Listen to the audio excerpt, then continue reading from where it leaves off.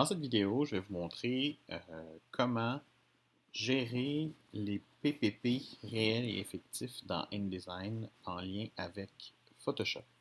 Donc là, ici, j'ai deux images dans mon document. Je vais aller sélectionner cette première image-là.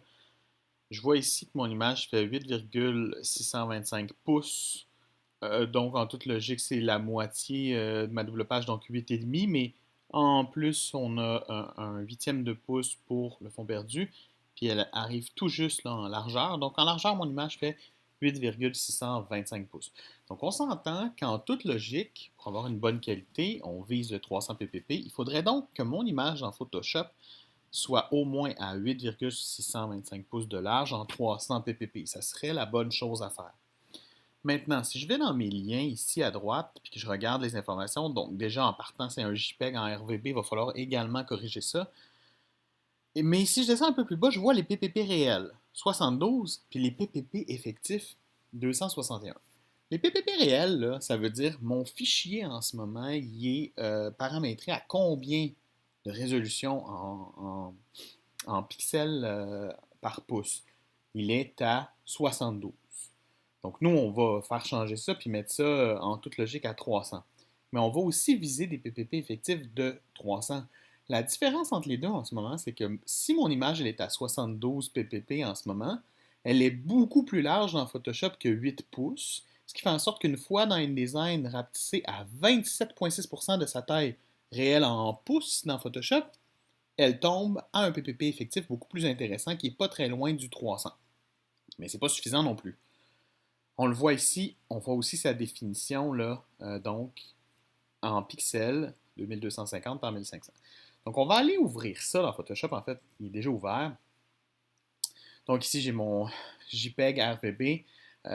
Déjà, comme je disais tantôt, je vais aller mettre le mode CMJN sur mon image.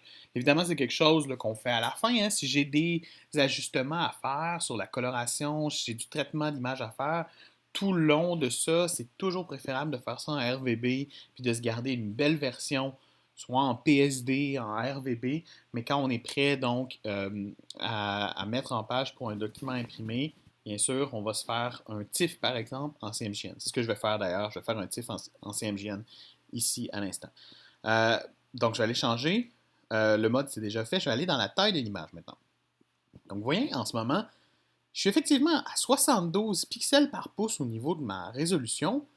Ma dimension, donc la définition de l'image en pixels 2250 par 1500 pixels, c'est quand même beaucoup.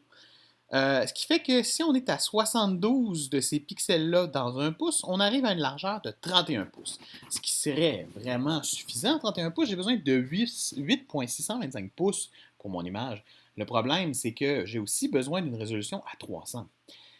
Là, ici, ça, c'est toujours important que ça reste coché, c'est la proportion. Mais ici, j'ai le rééchantillonnage. Ça, le rééchantillonnage, on pourrait réécrire ça puis appeler ça modification du nombre de pixels. Donc, si je rééchantillonne en augmentant le nombre de pixels par pouce, Photoshop va en créer des nouveaux qui n'existent pas. Il va me faire une image qui est énorme, qui comporte maintenant beaucoup plus de pixels, parce que Photoshop, ce qu'il fait dans ce temps-là, c'est qu'il regarde la quantité de pouces, le nombre de pouces, puis il multiplie ça par la résolution pour me créer une image qui a maintenant une définition de 9000 pixels, 9375 pixels. Donc, il a créé là, vraiment beaucoup de nouveaux pixels qui n'existaient pas. Puis, ben, c'est sûr que ça, c'est de la triche un petit peu.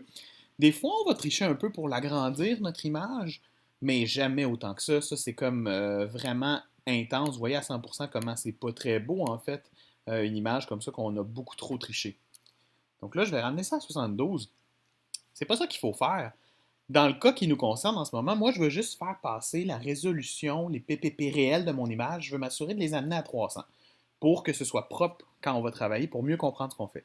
Donc, je vais enlever le rééchantillonnage, parce que moi, ce que je veux faire, comme je disais, c'est d'amener ça à une image qui garde le même nombre de pixels. On va pas en ajouter, on ne va pas en enlever. Je veux voir ce que ça dit si je mets ça à 300 ppp. Puis là, vous voyez une petite ligne qui s'est ajoutée. Ça veut donc dire que maintenant, en changeant mon 72 pour 300, au lieu de créer des nouveaux pixels puis changer ma définition, ça va ajuster la taille en pouces. Donc, en toute logique, si j'augmente le nombre de pixels dans un pouce, en gardant le même nombre de pixels brut, ça devrait logiquement faire descendre la taille en largeur, en hauteur. Donc, on va voir 300. Effectivement, maintenant, on est à une image qui est beaucoup plus petite parce que on garde le même nombre de pixels dans la définition, mais maintenant, on en veut plus de pixels dans un pouce. Fait que c'est sûr que ça fait moins de pouces. Fait que là, j'étais à 7.5 par 5. Je fais OK. En bout de ligne, mon image en ce moment est restée pareille. J'ai pas de nouveaux pixels, puis j'en ai pas enlevé non plus. Donc à 33,33%, ça n'a rien changé, là. J'ai exactement le même nombre de pixels. Je vais quand même déjà faire enregistrer sous. Puis je vais la mettre dans le même dossier pour l'instant. Je vais me faire un TIFF. Je vais aller dans InDesign. Puis je vais aller rééditer mon lien.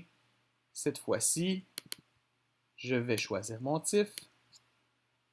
Vous voyez, il se place au même endroit, bien sûr, ça c'est la beauté de la chose, mais surtout si je vais dans le lien, regardez maintenant ce qui s'est passé. Je suis maintenant en PPP réel à 300, parce que c'est ce que je viens d'aller corriger, hein. Je me suis assuré que les PPP réels de mon image étaient à 300, mais ma dimension étant toujours à 2250 par 1500, ben les PPP effectifs sont toujours à 261. Je n'ai pas triché mon image, je ne l'ai pas agrandi, je n'ai pas créé de nouveau pixel. Par contre, une autre chose qui peut être intéressante à remarquer, c'est que maintenant, on n'est pas dans une réduction de notre image, mais InDesign comprend que maintenant, on a seulement 7 pouces et non pas 30 de large.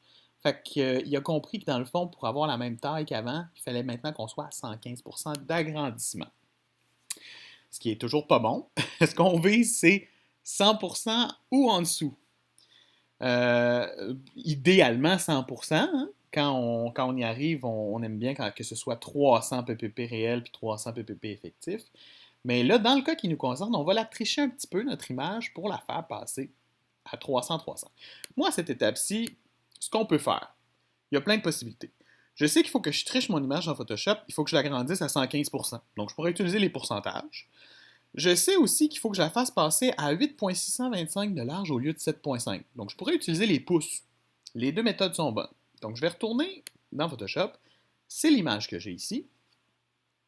Si je vais dans taille de l'image, cette fois-ci, je veux rééchantillonner parce que je veux tricher et agrandir, créer des nouveaux pixels pour l'améliorer un tout petit peu là, au niveau de sa définition. On veut agrandir ici la définition. Donc, je vais faire rééchantillonnage. Et donc, il y a deux options. Ou bien, je change la largeur puis je la mets à 8.625. Vous voyez ce que ça fait? Ça l'agrandit un tout petit peu. Ça l'a augmenté le nombre de pixels un tout petit peu.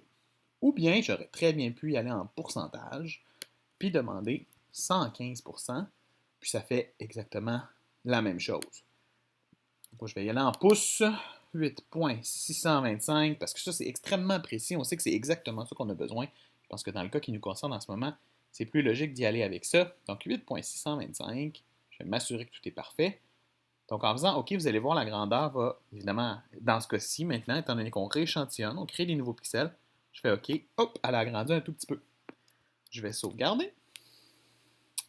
Je vais aller dans InDesign. Cette fois-ci, je ne vais pas la rééditer parce que je n'ai pas changé le format, je n'ai pas de nouveau fichier, c'est le même. J'ai maintenant un petit triangle jaune. Je vais simplement mettre à jour mon lien. Donc, il reste à la même place, au même endroit, mais là, maintenant, quand je clique, bon, là, c'est pas tout à fait parfait. On va mettre ça à 100%. 100, 100. Et quand je vais dans mes liens, vous voyez, je tape PPP réel 300, PPP effectif 300. Donc maintenant, j'ai vraiment une image qui est parfaitement la bonne taille. C'est ce qu'on vise. On vise des PPP effectifs à 300. Comme je disais, des fois, on va avoir une image qui est trop grande, puis qu'on aurait besoin de réduire. Moi, je l'ai déjà dit par le passé à d'autres étudiants. Je ne sais pas si vous m'avez eu dans le cours d'image matricielle, mais j'ai souvent dit que il y a certains profs puis certains professionnels qui vont vouloir s'assurer que c'est tout le temps 300-300, puis ils n'aimeront pas ça avoir des PPP effectifs à 400 ou 500 ou 600. Moi, je préfère avoir un PPP effectif à 4, 5 ou 600 que de le descendre à 300. Qu'est-ce que ça veut dire, ça, quand on descend le PPP effectif? Ça veut dire qu'on enlève des pixels volontairement parce qu'on se dit notre image est trop grosse pour ce qu'on a besoin. Et disons, d'expérience à l'époque, on avait beaucoup tendance à faire ça parce que le poids des dossiers, c'était énorme. Ça nous donnait là, des assemblages là, qui pesaient des gigs, puis ben, c'est encore le cas d'ailleurs. Mais à l'époque, on avait tendance aussi à envoyer ça, un assemblage à l'imprimeur. Et maintenant, c'est plus le cas, évidemment. On envoie surtout des PDF en haute résolution avec des paramètres fournis par l'imprimeur, ce qui fait en sorte que c'est souvent beaucoup moins lourd de toute façon. Et moi, je préfère garder mes images intactes quand elles sont de très grande qualité parce qu'on ne sait jamais ce que le client va nous demander 2 ou 3 semaines plus tard de réutiliser une image qu'on avait dans notre brochure, par exemple, pour en faire une grande affiche.